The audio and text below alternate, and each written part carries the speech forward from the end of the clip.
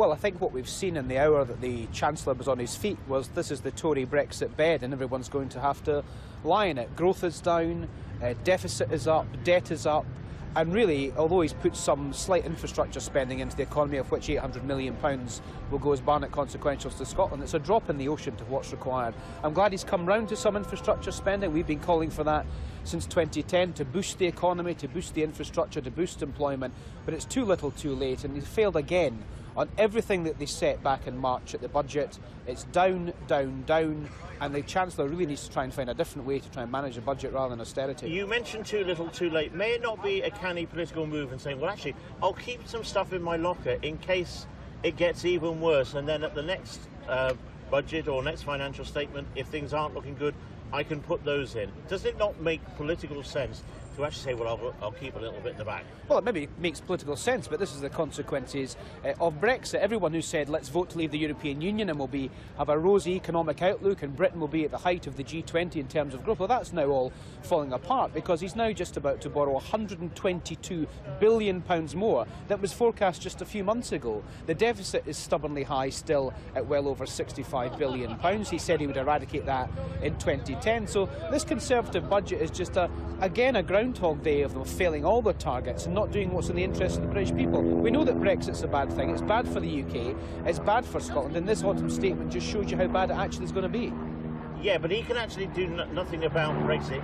The electorate has spoken. It may not like what the electorate has spoken, but the UK government is now bound to take the UK out of the EU, so he has to deal with the situation that he's got.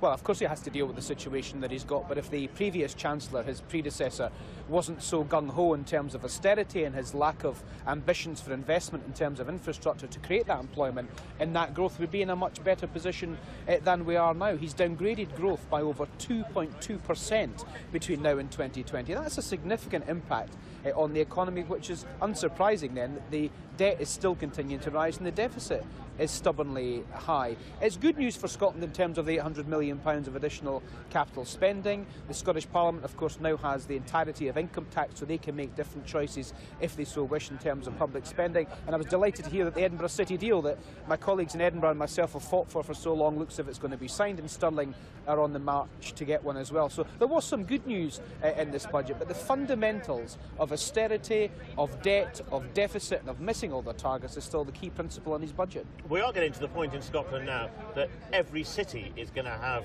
a city deal. It does seem to be that if you're a city in Scotland as opposed to a town, you're going to get special treatment.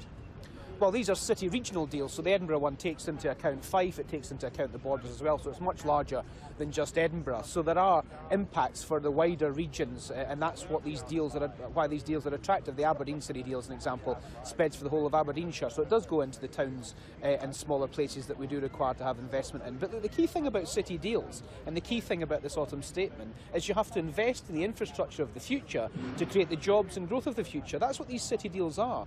So the Chancellor's actually proving the point that Labour have been calling for the last 6 years, is you have to borrow when interest rates are low to invest in the future to create that economic growth. I'm glad he's come some way towards that today, but he's still not doing enough. You mentioned the £800 million figure, the extra money that the Scottish Parliament is going to get. Does that mean to some extent it blunts their argument? If they're getting extra money, they are going to use that money. They can decide where it goes within parameters about it being for capital spending. Does that mean it then puts the onus on the Scottish Government themselves to deliver? Well, the Scottish Government have to deliver because now they're getting an extra £800 million of capital expenditure which they can spend on Scottish infrastructure. The whole host of things they could be looking at, extending broadband. The Chancellor spoke about 5G, that's something else that could transform the Scottish economy.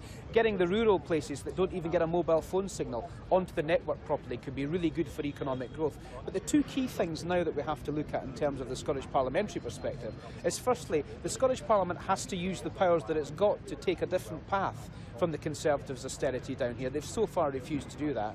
And secondly, what they have to do is welcome these powers, welcome the money that's coming to Scotland, spend it wisely, and take a second independence referendum off the table that clears away all of that additional uncertainty that Scots don't want at the moment.